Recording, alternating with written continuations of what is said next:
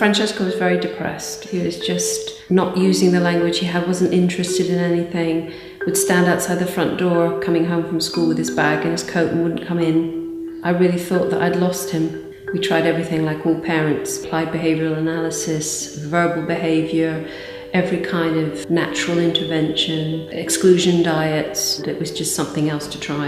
And I had no hopes one way or the other. I just went because I was pushing all the buttons. The first session with Soma, she was communicating with him using a letterboard, and he described members of the family using language that he could not verbalise. And mom, okay, can I tell mom? Okay. I, good. Yeah. L, good, keep going. O. V, good, keep going. Love, okay. H, good, keep going. E.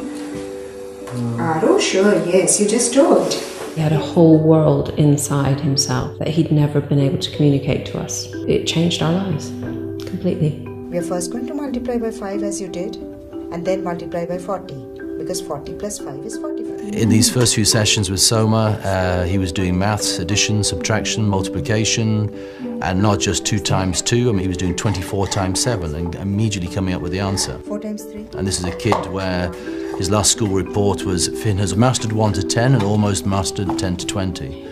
So it was incredible. 8 plus 6, so he's going to show me 8 plus 6.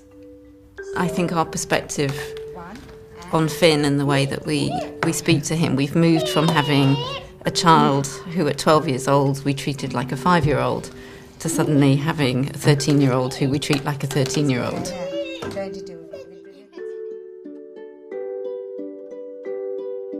It all began when Tito was diagnosed with autism. It's not that he was not learning, he was learning in a tangential way. So all I did was I diverted that learning into academic learning. Open your mouth and say Atlantic.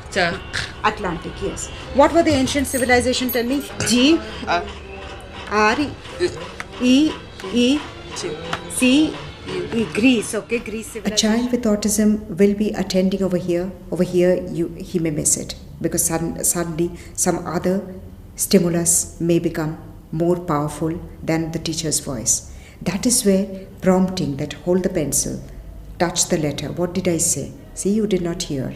Prompting keeps them oriented towards the lesson and so that they may not get distracted. Well, what we've seen of RPM so far is that children do seem to enjoy it. It does seem to be highly motivating for them, it's interesting for them. It assumes they can do things rather than assumes that they can't. So it does build on their strengths and around the relationship between the therapist or the teacher and the child, which is absolutely critical. What we don't know yet is whether there are particular subgroups of children, subgroups of adults with autism who are more likely to benefit from this approach than others, and that's where we need good quality, well-designed trials with sufficient numbers. All the children that Soma's worked with, all the children that our tutors have worked with, and people who've set up schools in Iceland and Manhattan and all over the place, we've found that all these young people are bright and have something to say. Bring your kids, give it a go. You know, it will change your lives too.